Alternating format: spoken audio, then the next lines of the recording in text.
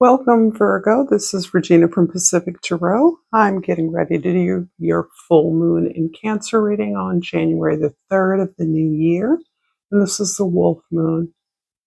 The wolf moon in the northern hemisphere is a very particular energy that is about the echoing of the wolf's howl in a barren landscape, a winter landscape, perhaps covered in snow, where all life has been evacuated, moved underground, or in hibernation, buried, hidden. And so the resonance of the wolf's howl announces his presence, his uniqueness, his power in protecting his family and declaring that power to protect what he has or they have created. This is not the same energy I'm aware of in the global south, and I am increasingly aware of how the energy of the dominant northern hemisphere creates and defines the experience of the rest of the world in a way that is far from generous or accommodating of that difference. So I am thinking that this same energy, even as the sun has reached its apex in the southern hemisphere, this is as much about that wolf's howl announcing itself, because of course wolves exist throughout the year. They don't simply howl in the wintertime, but in the summer they are looking towards the announcement or their claim of power in the external world, where they belong, where you belong, where you're looking for a claim or a reclamation of your place in the community. In this particular full moon energy, Virgo, you are going to be resonating with that area of your life that looks towards collective and humanitarian needs, uplifts, attention, association. And your overall energy is the Death card. And the Death card is about this surrender, this release. Particularly at this time of the year, you are honoring all of the endings that you have facilitated in your life, that you have all the beliefs, energies that you have released, the expectations of others that are no longer holding you, anchoring you, or supporting you in your movement forward. So you are shedding a skin literally in order to emerge as a very different version of yourself, a newer version, one that is open to possibilities that you are manifesting, that you have called in on purpose. Underneath the deck, the Five of Wands. For many of you, I feel as though this is your preferred way of working communally, collectively, even as the energy that we often associate with the Hermit card. And in particular, that is resonating for me because the Hermit card talks about establishing one's internal authority, going within for answers, but to the purpose, to the end of sharing that information, that process with others. So, as is so often the case with you, and I believe Scorpio, the energy of teaching, being a teacher, or at least sharing this collaborative process, working from your own strengths, is something that you bring to the community, to the collective experience from your own inner inquiry. In the 10th house, your social identity, the way that you are seen by others, you are seen to some extent as a traditionalist, as a someone who believes in conforming to the customary social structures and regulations, the rules, the terms of social exchange. You see yourself as an authoritative energy, one that regulates and gatekeeps the energy for others. And this does really is actually consistent with the way that you have identified your particular strength and the way that that impacts your world or your audiences. Here, I feel that you are looking at the limitations of that structure, the limitations of the way you have understood how you had to be in the world. And you have apparently been very successful in climbing the professional or social ladder in some regard. You had conformed to and exceeded in many ways what was expected of you. You have, as I would expect of a Virgo, followed through to the letter. And you may at this time be recognizing that that is a limitation, there are many ways, particularly as your preferred way of working for, with, or on behalf of a community has become limiting. Uh, Perhaps you need not be or don't want to be seen as this old school authority figure. In the first house, the Queen of Pentacles is displaying a very different side of your energy, one that you apply certainly in your own perspective increasingly. So this does carry forth the very same productive, hardworking, disciplined energy that I think is innate to your character.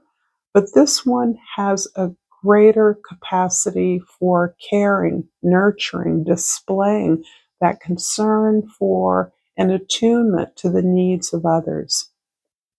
This also is a great respecter of the natural cycle of things, whereas you once felt you had to be the boss all the time. Uh, this is really more about the ebb and flow of the experience of work and productivity so that you, yes, build, create, and contribute, but you also accept recognition, appreciation, love for you as rewards for the work that you do. And so this is telling me that you're focusing more on the way that you receive acknowledgement for your efforts. You're trying to allow yourself to learn how to receive. You know how to work. And it's not that you haven't received acknowledgement or rewards, but you're looking at that more to integrate that throughout your life, not just a function of your professional life or your work in the world, but the way that you actually conduct yourself in all aspects of your life. In the fourth house, the High Priestess. This is in the house of your home, your domestic environment. This can be your family, your history, your roots. And the High Priestess here is really telling me a lot about your ancestry, who you identify as your extended family into the past, the generations that you serve and understand are part of the productive impact you want to have.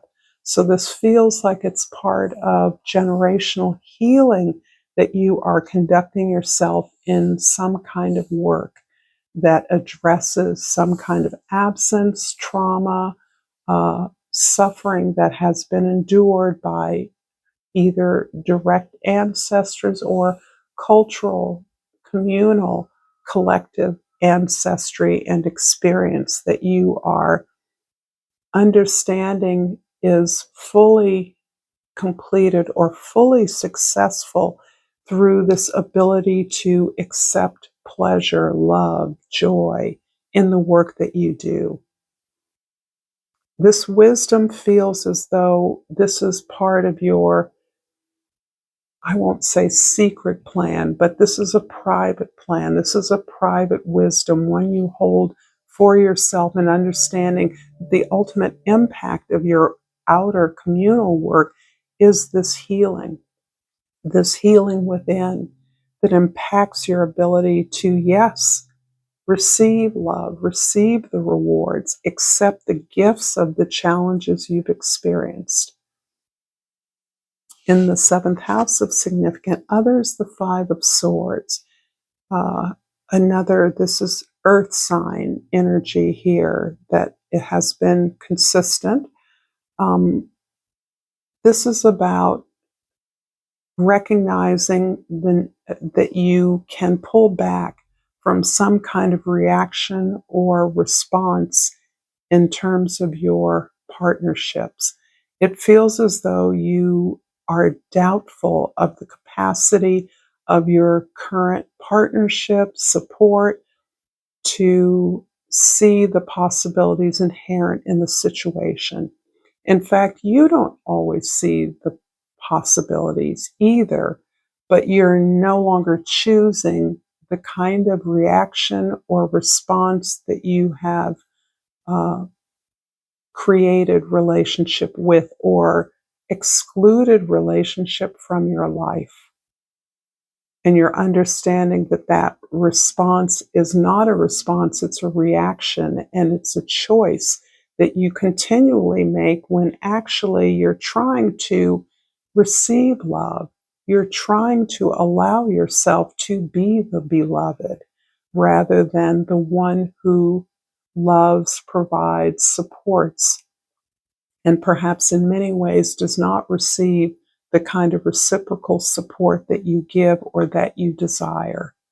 So you're changing something here in the way that you think about and understand what is possible, how to choose differently. If this reading is resonating with you so far, Virgo, please like this video, please share this with others, and subscribe to my channel, Pacific Tarot. I appreciate all the ways that you are here, present, supporting me. I'm going to clarify these cards and finish up with an oracle card. So the Queen of Pentacles is clarified by the Six of Pentacles and the Strength card. Yeah, so much of your strength has contributed to the way that you concretely provide for others. You do not shirk from your responsibilities or obligations to others. And in fact, that has always been a big factor in your relationships, in your negotiations, how others depend on you and how you fulfill that. But you now recognize that that really isn't matching up with your desire. Your desire is not simply to take care, but to be cared for as well.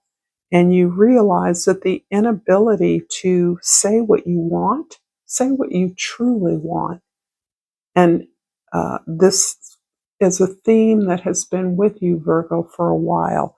To be loved, to be supported, to be attended to. This is part of how you are now navigating your relationships. Is it reciprocal? Can I negotiate? Can I even communicate in this relationship honestly, comfortably? Does it just bring fear in me? Or can I lean into what I know to be true for me and true for my experiences? I'm not ashamed of the provision I've made for others. I'm proud of that. And yet I understand that I feel as though I need support to take my productivity, my project to another level. And I want somebody who can work with me on that. In the fourth house, the High Priestess is clarified by the Death card and the Ten of Pentacles. Whoa. Yeah, there's a way in which I do believe that this work you have been doing towards restoring or reclaiming a legacy, a cultural legacy for generations that have preceded you, your cultural ancestry has come out of the shadows, has moved away from being your own private desire, your own private reclamation of your place in the world, and that you're not only learning to speak out for it or to move forward towards that, but you are seeing ways to generate greater abundance. If it's greater attention, greater resources, or elevating its absence, uh, or transforming its absence in the culture to a rich presence, is something you now feel focused on working towards. And this represents a big change for you. Or perhaps what you have been working towards has been in the shadows, has been a subtext of something that you've done for a while and has been marginalized as a result of that. But now you recognize that there is a resonance for what you're doing around, throughout the world, throughout the culture, that examples of the prosperity of this history or this trauma or this mistreatment or this absence is being addressed in a way that allows you to recognize how you can uh, create the generation of a similar kind of abundance and presence in the world. And this feels very deeply anchored in physical land resources. And I don't know what that is for each of you, but it feels very connected with your origins and the wealth, the cultural or social or physical wealth of that origin. In the seventh house, the Five of Swords is clarified by the Ace of Pentacles and the Three of Cups. Wow. Okay. So there's a new opportunity here, one that you are highly supported by. And it feels as though this comes in the context of uh, a social setting that is celebratory, that is deeply supportive, that allows you to process whatever information or uh, abundance that you are looking to present to the world or develop in a way that it can be useful and it can provide access to others, and create this generation of abundance that leads to more than abundance. It leads to healing. It leads to celebration, to a collaborative excellence. It's hard for me to find the words that are these cards are conjuring up for me, but there are Virgos out there that know what I'm talking about.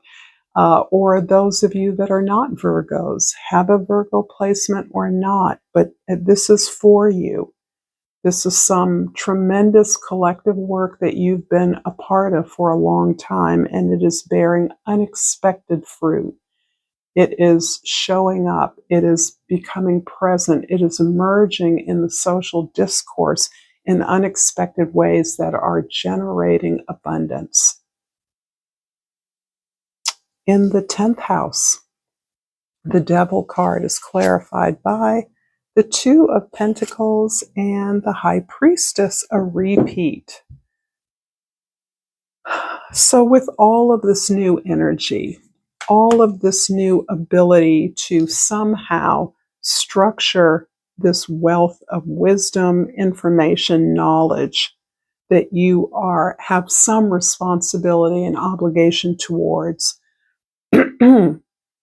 is creating this deep need to integrate this into the world, the known world, and is opening up possibilities for the future, for unfamiliar communities, understanding how deeply linked you are, that this could necessitate a change of lifestyle, a new location, but this is absolutely mirrored within yourself.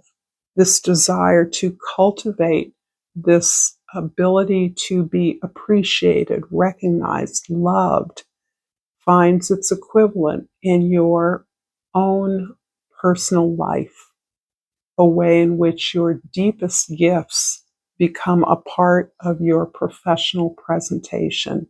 Your why becomes elevated as you find new ways of benefiting not only yourself but the communities that are your audiences. I'm going to finish up this reading with a oracle card, and again, I am so deeply moved by this reading. I could talk about this a lot longer than I feel it would be productive for you. So I pulled denial. I acknowledge my fear, but I replace it with the insight of awareness. This goes right back, in my view, to you being loved, to you opening up to the desire for love that you feel.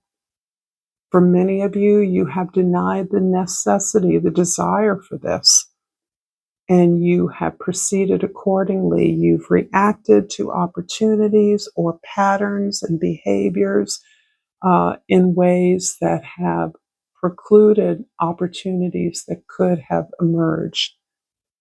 But simply in acknowledging this desire for a deeper sense of being loved, of learning how to receive that, to enjoy that, is giving you, supporting this professional growth, this public good that I see you elevating in the very near future and for a long time to come. Thank you, Virgo, for this beautiful reading.